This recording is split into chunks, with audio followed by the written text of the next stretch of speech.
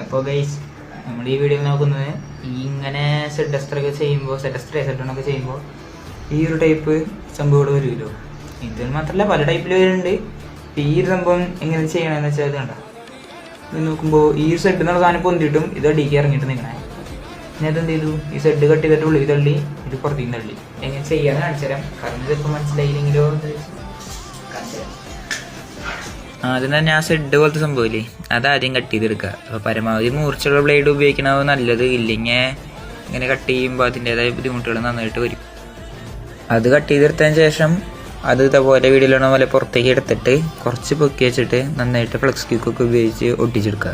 സംഭവം സിമ്പിൾ പരിപാടിയാണ്. എന്നാലും ചില ആൾക്കാർക്ക് ഇത് ചെയ്യുമ്പോൾ ഒരു സംശയം കാര്യങ്ങളൊക്കെ വരും. അതില്ലാതിരിക്കാൻ വേണ്ടിയാണ് ഈ വീഡിയോ ചെയ്യണേ.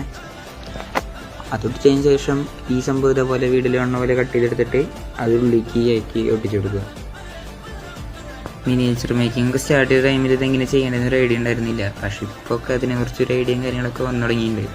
അത് നിങ്ങൾക്കും കൂടിയും പറഞ്ഞുതരാമെന്ന് വിചാരിച്ചു. അപ്പോൾ വീഡിയോ ഇഷ്ടപ്പെട്ടാൽ ഫോളോ ചെയ്യുക.